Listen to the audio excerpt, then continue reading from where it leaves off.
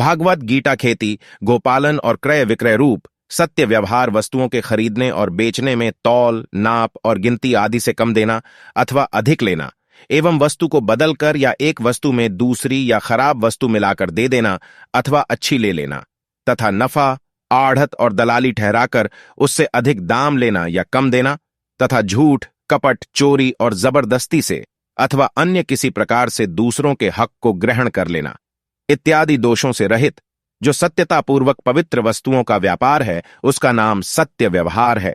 ये वैश्य के स्वाभाविक कर्म है तथा सब वर्णों की सेवा करना शूद्र का भी स्वाभाविक कर्म है।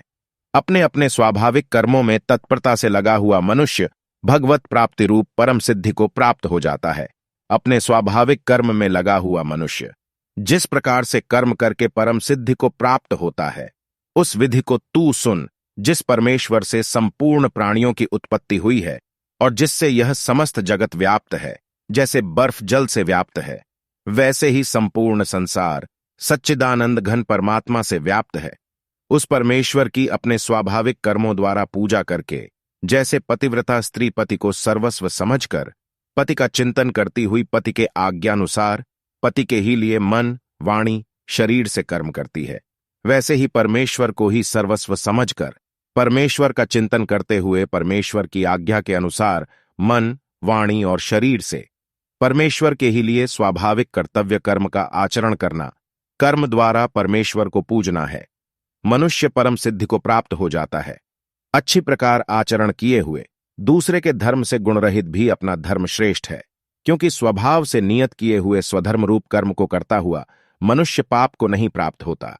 अतएव हे कुंती पुत्र, दोषयुक्त होने पर भी सहज कर्म प्रकृति के अनुसार शास्त्र विधि से नियत किए हुए वर्णाश्रम के धर्म और सामान्य धर्म रूप स्वाभाविक कर्म हैं, उनको ही यहां स्वधर्म, सहज कर्म, स्वकर्म, नियत कर्म, स्वभावज कर्म, स्वभाव नियत कर्म इत्यादि नामों से कहा है को नहीं त्यागना चाहिए, क्योंकि धुएं से अग्नि की भांति सभी कर्म किसी न किसी दोष से युक्त हैं। सर्वत्र आसक्ति रहित बुद्धि वाला, स्पृहारहित और जीते हुए अंतःकरण वाला पुरुष सांख्य योग के द्वारा उस परम नैष्कर्म्य सिद्धि को प्राप्त होता है जो कि ज्ञान योग की परानिष्ठा है।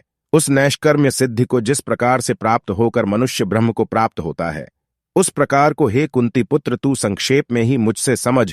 विशुद्ध बुद्धि से युक्त तथा हल्का, सात्विक और नियमित भोजन करने वाला, शब्दादि विषयों का त्याग करके एकांत और शुद्ध देश का सेवन करने वाला, सात्विक धारण शक्ति के इसी अध्याय के श्लोक 33 में जिसका विस्तार है द्वारा अंतःकरण और इंद्रियों का संयम करके मन, वाणी और शरीर को वश में कर लेने वाला, सच्चिदानंद घन ब्रह्म में एक ही भाव से स्थित प्रसन्न मन वाला योगी न तो किसी के लिए शोक करता है और न किसी की आकांक्षा ही करता है।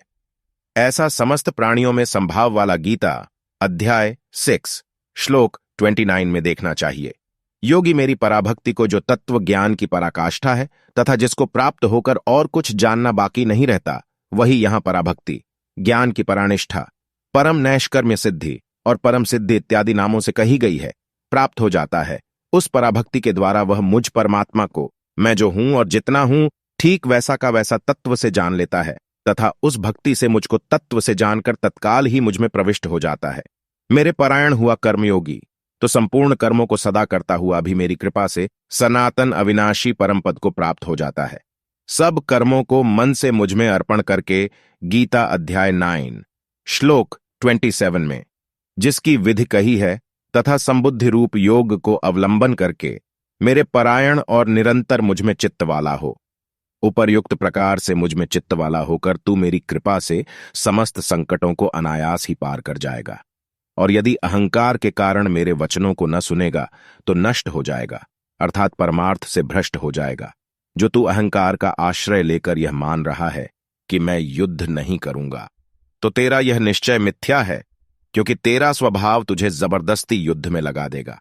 हे कुंती पुत्र, जिस कर्म को तू मोह के कारण करना नहीं चाहता, उसको भी अपने पूर्वकृत स्वाभाविक कर्म से बंधा हुआ परवश होकर करेगा। हे अर्जुन, शरीर रूप यंत्र में आरूढ़ हुए संपूर्ण प्राणियों को अंतर्यामी परमेश्वर अपनी माया से उनके कर्मों के अनुसार भ्रमण कराता हुआ सब प्राणियों के हृदय में स्थित है।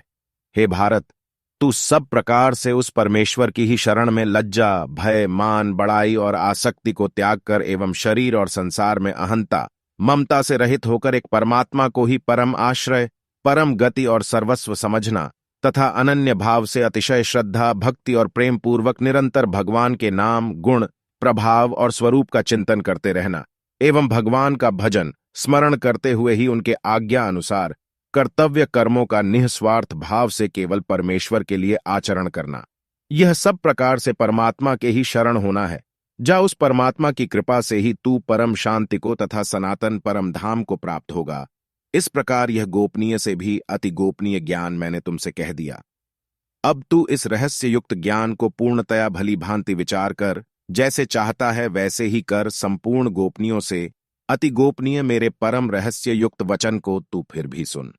तू मेरा अतिशय प्रिय है, इससे यह परम हितकारक वचन मैं तुझसे कहूंगा। तू मुझ में मनवाला हो, मेरा भक्त बन, मेरा पूजन करने वाला हो और मुझको प्रणाम कर ऐसा करने से तू मुझे ही प्राप्त होगा।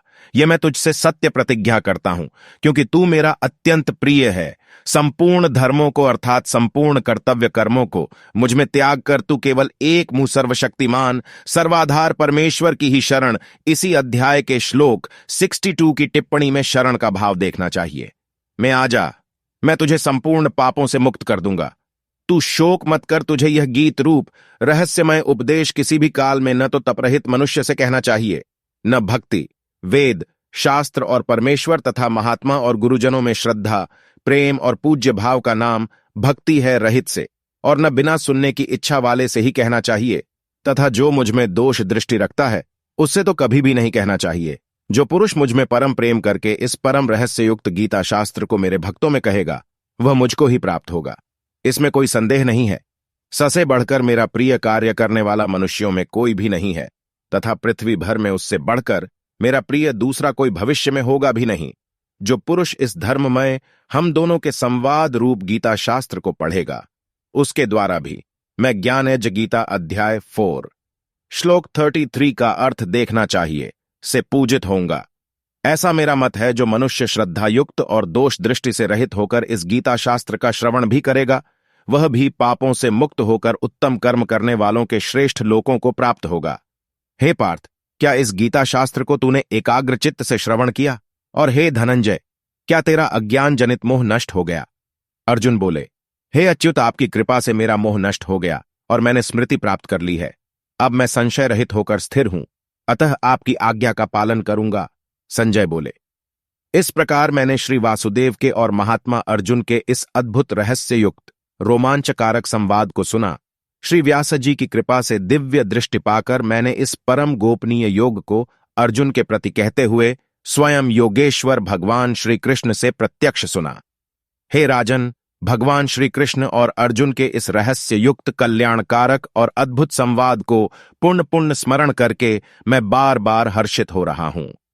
हे राजन श्रीहरि, जिसका स्मरण करने से पापों का नाश होता है, उसका नाम हरि है कि उस अत्यंत विलक्षण रूप को भी पुण्य पुण्य स्मरण करके मेरे चित्त में महान आश्चर्य होता है और मैं बार बार हर्षित हो रहा हूं। हे राजन, जहां योगेश्वर भगवान श्री कृष्ण हैं और जहां गांडीव धनुषधारी अर्जुन है, वहीं पर श्री विजय, विभूति और अचल नीति है, ऐसा मेरा मत है।